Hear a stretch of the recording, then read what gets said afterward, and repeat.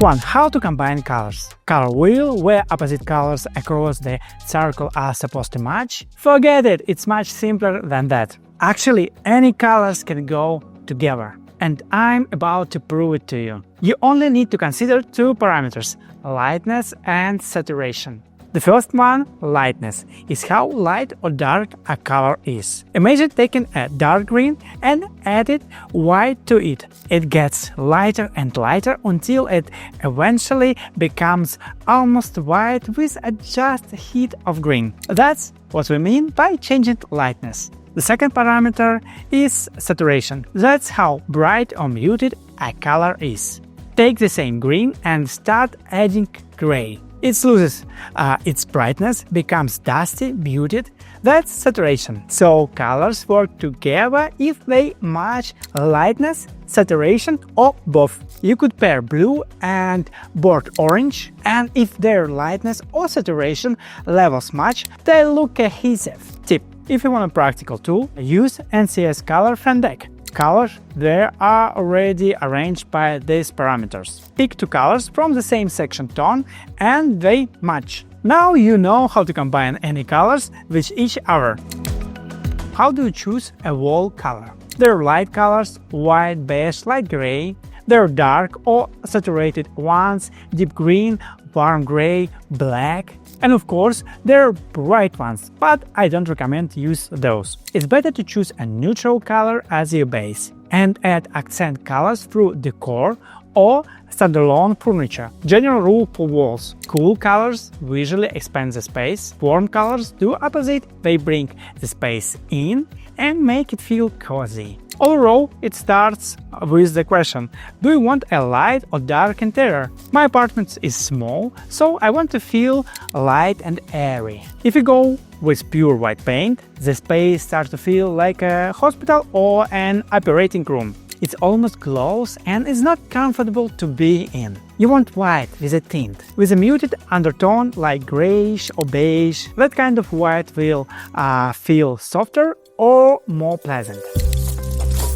How do you pick the right shade? Never do it in the store, and never choose just one color right away. You need to test samples. Here is how I usually do it. I pick 3 suitable shades, paint samples on piece of drywall sheets at least 2 by 2 feet. Bring them straight to the house and test them right on the wall where the paint will go, so I can see how the color behaves under different lighting. Important color changes depending on which direction the windows face, what kind of sunlight you get throughout the day, and what kind of artificial lighting you have. And so you need to check the wall color in each room during the day and at the night with light on. In every apartment I've had, I tasted color samples except one. And then I had to buy new paint and to repaint all walls. Okay, this time I decided not to repaint the walls, because the apartment already came with finished walls and paint. So I chose all other colors to go with the existing wall colors. By the way, friends, this is a continuation of the series where I'm furnish my apartment from scratch. In earlier episode, I talked about how to organize a small space, what to buy at IKEA, and which beautiful appliances, air purifier, robot vacuum, and even a kettle to choose so they don't ruin your interior. So if you haven't watched those yet, be sure to check them out after this one. But today we're talking about color. And honestly, color has always been tricky for me. As an architect, I used to focus more for form, volume and layout. But the time I've come to understand that colors is actually very simple. And in this episode, I put together clean rules that will help you understand it's easy through real life examples. So let's keep going. Color in interiors, bold or subtle. When it comes to interiors are basically two extremes. On one side, full of color for those who love a vibrant environment. On the other, monochromatic interiors for those who prefer calm and neutrality. These are two extremes, and in between them, there is a huge range of options. When it comes to bold colors, the first to mention are signal colors. Red is the most stimulating, yellow a bit softer, orange somewhere in between. These colors stimulate the nervous system. They energize. Used frequently in interiors, they usually only make sense in small doses, as accents only in the right zones. For example, in the office and workspace, but definitely not in the bedroom. How can you calm down bold colors? There are two ways. We're talking about them earlier: lightness and saturation. At white, you get a lighter, less aggressive tone, like light pink instead of red. And gray, you get a deep, more refined, less saturated shade. For example, red plus gray equals burgundy, wine color. How to easily add burgundy to your interior? Done. Right now, your interior is more refined and refined. That kind of colors can be used more freely in various rooms as an accent. Another group, natural colors. Green, blue, light blue. They work in the opposite way. They calm, relax. They're great for living spaces, especially bedrooms, bathrooms, and lounge areas. But even natural colors, if they're bright and saturated, can also be stimulating. That's why it's important to control the intensity in both lightness and saturation. Tip: remember lightness and saturation. White plus colors equals soft, calming shade, pastel tones. Gray plus color equal deep, calmer, more elegant tone. Pure bright colors equal energetic and stimulating. How does this work in real life? Take my bedroom, for example. I personally try to make it as calming as possible. Almost no bright colors as accents. It's monochromatic, different shades of beige. Here's how it works. The walls are very light beige. The bed slightly darker with texture. The curtains texture with a pattern. The bedding various fabrics different texture. And dark wood used as an accent, plus just a bit of color in the painting. Rule of a monochromatic interior. Monochrome isn't about using just one color. It's about contrast within one palette. You can create this through different tones of the same color. Different textures, smooth wall, rough fabric, matte wood. Textiles, curtains, rugs, wood, they all play a part. But we'll talk more about that a bit later. What about the home office? Here it's the opposite. I wanted to be stimulated to push me into action and creativity. So I added an accent red, not a pure red, but burgundy. Bright red mixed with gray. I use it in the rug, the chair, the shelving unit, plus I add a deep teal green sofa with a pattern. It's also a bold color, but it doesn't stand out too much. It actually works with a burgundy because it has a similar saturation level. These two colors come from the same saturated palette. And that's exactly why they work well together. The result is a space that feels good to work in and helps support the right mood. How else can you combine colors? Okay, let's go back to my living room. There is one universal rule that will help you design an interior, even if you know absolutely nothing about color and have nothing to do with art or design. The rule: no more than two colors, not counting black and white and their shade. For example, in my apartment, there is black in the furniture, wood, rug. There is beige on the walls, textiles, soft furnishings. Then two more colors appear: green in the plants and brown wood. Yes, plants and wood have color too, and you need to account for that. What doesn't count? Different shades of the same color, like light beige and warm sand. That's one palette. Metal, like my metal table, it reflects everything around it and it doesn't add a new dominant color. Okay, how to make an interior come alive? We already talked about it. You need to add contrast and texture. Example: a light sofa with a gray Asian-inspired pattern contrasts with a black rug, which contrasts with a light floor. A black table contrasts against a slightly brown dark room divider. Textiles: texture sofa fabric against a smooth wall.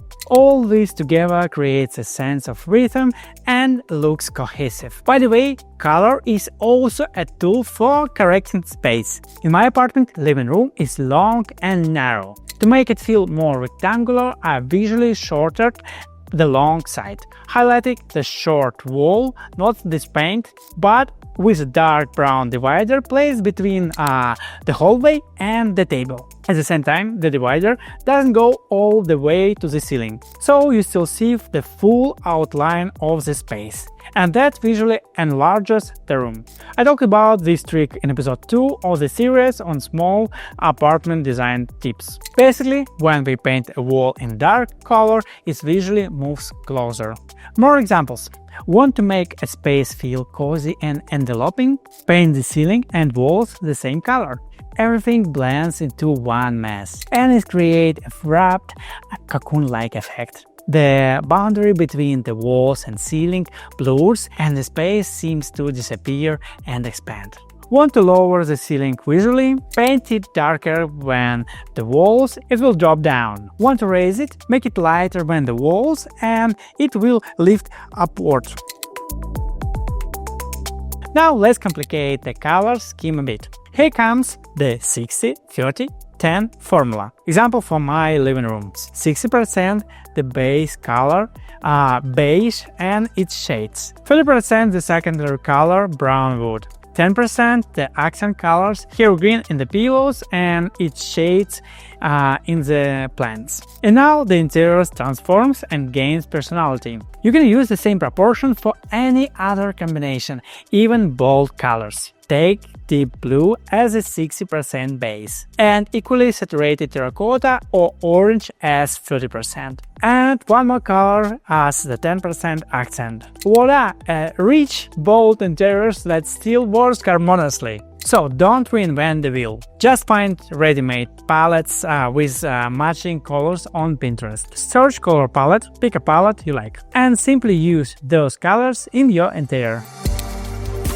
What else matters? Sample and testing them in real life. Collect samples and always check them under different light conditions. Just like with wall swatches, check the samples in the daylight and again in the evening with artificial lighting, right in the room where it will actually be used. But the only way to know what a color really looks like. Also, see how samples work together. Color, texture, materials, they all interact differently under various lighting. Where to get samples? You can order them from the manufacturer, collect them from the stores where you'll buy furniture, paint, textiles, rugs. Gather several sample options for each category, so you don't have to keep going back.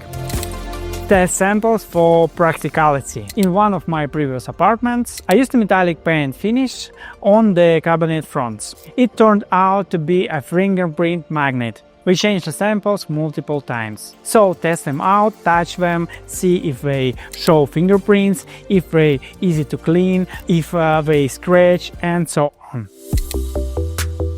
How to make an interior feel unified with a color. One way is to use the same materials and colors across different zones. In my case, the flooring is the same throughout the entire apartment. A burgundy cabinet in the hallway, its shade continues into the office. I also want to make a bar table in the same color for the balcony, which will be slightly visible from the living room. The black wooden dresser in the bedroom and the black wooden desk in the office. And then there are all the green accents. And of course, green plants that appear throughout the space. When colors and materials flow from one room to another, the interior feels cohesive and well thought out. And one last tip, don't chase trends. Every year there is a new color of the year from Pantone. One year it's terracotta, then it's deep vibrant blue. This year it's chocolate and mocha moon, but after a couple of years the color starts to be dated. So don't follow the trends, follow yourself and your needs. Want energy? Go for bright colors. Want calm and peace? Use soft natural shade. Color is about you, not about trends. So what's next? Actually, I've got a question for you. What should I talk about in the next episode of my apartment makeover series? Here are the options. 1. The psychology of design. How to create interior with personality. About emotional design. 2. Long-term trends. What I bought back from Design Expas that made it into my home and won't go out of style. Or number 3, how to design a really small kitchen. Drop a comment with what you're most interested in, and I'll see you in the next episode.